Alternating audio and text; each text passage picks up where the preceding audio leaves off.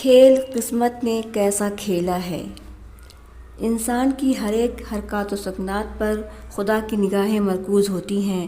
اچھائیوں اور برائیوں کے ہر ایک کھلاڑی اوپر والے کے اشارے پر ہی کامیابی کی طرف چھلانگ لگاتے ہیں۔ قدرت برائیوں کی ڈھیل دے کر برے انسان کو آزماتی ہے اور اس کی برائیوں کو حد سے گزر جانے میں ایسی کوئی غیبی رکاوٹ بھی نہیں ڈالتی جس سے وہ بندہ برائیاں نہ کرنے کا فیصلہ کر سکے۔ لیکن اچانک خدا کی قہر ٹوٹ پڑتی ہے جب تو وہ انسان خدا کے خوف سے گھبرانے لگتا ہے اور دور کھڑا تمام کائنات کا مالک اس برے انسان کی زندگی کو کسی پتنگ کی مانند کٹ کر موت کی گہری کھائیوں میں گرتے دیکھتا ہی رہتا ہے۔ زندگی کی ڈور اتنی کسی ہوئی ہے کہ ایک بندہ اپنی نیکی کی راہ پر کبھی نہیں لڑکھڑاتا۔ خدا کا خوف اسے ہر مصیبت سے بچا لیتا ہے۔ اس دنیا میں اس کی نیکیاں بھی نیک اور برے انسانوں کی صفت بیان کرتی ہے۔ ایسے کئی رام اور رحیم بھی مل جائیں گے اس جہاں میں جنہوں نے اپنے اپنے اچھے برے کارناموں سے دنیا کو سبق حاصل کرنے کا موقع دیا ہے۔ رام اور رحیم نام کا ایک سادھو کسی پہاڑ پر اپنی زندگی بسر کیا کرتا تھا۔ اس کا چرچا گاؤں گاؤں شہر شہر ہونے لگا تھا۔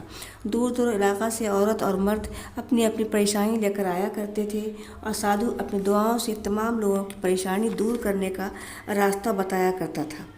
اولاد سے محروم ہوتے تو جلد ہی گود بھی بھر جاتی، شادی میں دیر ہوتی تو رشتے بھی مل جاتے اور جلد ہی شادی بھی ہو جاتی۔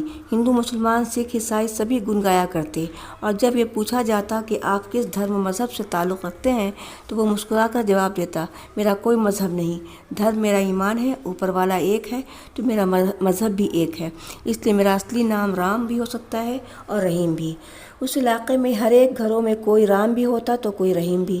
ایک انسان یہ دونوں نام ایک ساتھ رکھنے لگے تھے۔ سبھی کا بھلا ہوتے ہی سادھو بابا پر پیسوں کی برسات ہوتی، لیکن بابا کو تو ان پیسوں کی کوئی ضرورت ہی نہیں تھی۔ جنہیں ضرورت محسوس ہوتی تو وہی ان پیسوں کو سادھو بابا کی اجازت سے اٹھا کر لے جایا کرتا۔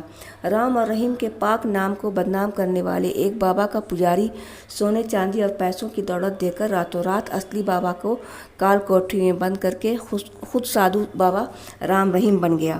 ایک دن اس نے راتوں رات مندر، مسجد، گرودوارا، چرچ کی بنیاد بھی ڈال دی اور جلد ہی ان چاروں کے لیے دھرمگاہ میں اوپر والے کا نام لیوا بھی قطار و قطار پہنچنے لگے۔ چند عرصوں تک کسی کو اس بات کی بھنک بھی نہیں لگ پائی کہ وہ بابا اصلی نہیں ڈھونگی بابا ہے۔ اچانک گاؤں شہر میں انسانوں کی تعداد گنتی میں کم ہونے لگی۔ یہ بات تھانے میں بھی پہنچ چکی تھی۔ چند CBI کو گوفا کا بھی اندازہ ہو چکا تھا۔ چاروں مذہب دھرم کے چار CBI بھی اس راستے سے گزرنے ہی والے تھے کہ وہ چاروں ایک کال کوٹری میں پہنچ گئے جہاں اصلی بابا زنجیر سے جکڑے قید کیے ملے۔ بابا نے اندر جانے کا ایک اور راستہ دکھایا۔ اس راستے کے اندر کا نظارہ تو ان چاروں کو چونکا دینے والا تھا۔ وہ جگہ جنت سے کم نظر نہیں آ رہی تھی۔ شیش محل اور سونے چاندی ہیرے جواہرات کی کشیدہ کاری دیواروں پر تھی، جسے دیکھ کر یہ ثابت ہو رہا تھا کہ وہ عمارت سونے کا محل ہی ہے۔ ہر ایک کمروں میں آرائش کی قیمتی سے قیمتی چیزیں، باغ باغیچے، نہریں، یہ تمام عیش و عشرت کا نظارہ ان چاروں نظروں کو چکا چوند کر رہی تھیں۔ اسکول، کالج، اسپتال، کپڑے، زیورات، چپل، جوتے، کھانے پینے کی دکانیں سجی تھیں۔ اس بابا نے ہر طرف اپنا ہی سکہ جما رکھا تھا۔ وہاں جانے پر مرد، عورت، لڑکے لڑکیاں سے ایک دنیا گوفا کے اندر بھی قائم تھی۔ سبھی قیدی ڈھونگی رام و رحیم کے اشاروں پر کام کرتے تھے اور سبھی کو کھانے پینے، گزر بسر کے لیے تنخواہ بھی دی جاتی تھی۔ ان میں چند لڑکیاں اس محل کی دن میں داسی اور رات میں رام رحیم کے خوابگاہ کی داسی تھیں۔ خوابگاہ کے اندر داسیوں کے سجنے سنورنے کے کمرے بھی تھے جہاں قیمتی زیورات، قیمتی لباس، قیمتی سینڈل اور میک اپ کے سامان مہیا تھے۔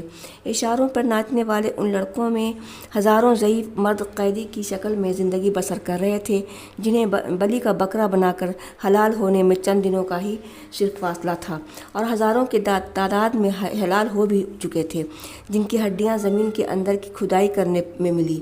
اصلی بابا نے یہ بھی بتایا کہ انسانوں کے چمڑے اور سرجری کے کام آتے ہیں اور باقی جسم کے اندرونی حصے کی تمام چیزوں کی تجارت ہو رہی تھی۔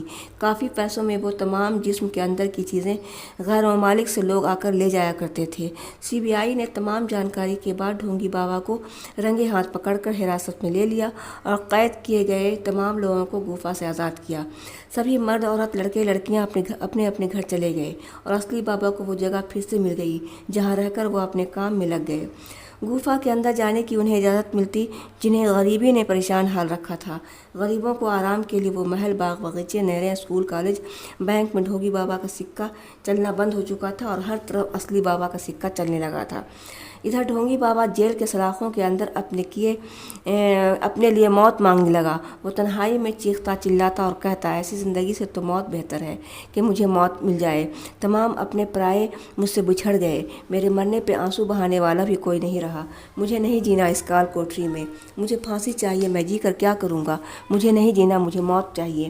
جیل کی سلاخوں کے باہر سے ہر انسان اس ڈھونگی بابا پر تھوکنے لگا اور اندر ساتھ رہنے والا مجرم بھی اس پر لعنت بھیجتا۔ ایسے ڈھونگی بابا کے لیے تو پھانسی کی سزا بھی کم ہے، اسے تو 1000 ٹکڑوں میں چیل کوں کو کھلا دینا چاہیے۔ اور یہ تمام باتیں سن کر اس کی آنکھوں سے ندامت کے آنسو چھلک پڑے۔ اس قدر ظلم ڈھانے کے بعد اس کا اپنا ہی جسم بوجھ بن چکا تھا۔ اسے نہ تو 2 گز کفین زمین ہی مل رہی تھی اور نہ ہی چتا کو آگ لگانے والا ایک بھی انسان اس سے نظریں ملا رہا تھا۔ ہر انسان کی آنکھوں میں نفرت کی آگ بھڑک رہی تھی، جس آگ میں وہ ڈھونگی بابا جھلسنے کو تیار نہیں تھا۔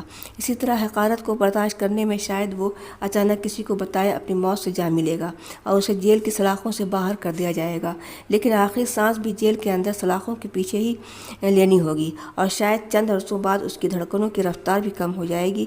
موت کا سامنا کرنے کے لیے وہ طاقت بھی کھو دے گا اور اس کی زبان پہ اپنے گناہوں کی معافی بھی نہ ہوگی اور اس کی زبان پر ہوگا، مجھے نفرت کی آندھی سے خدا را بچا لینا، میرے دل کے اندھیروں کو ستارے کی ضرورت ہے۔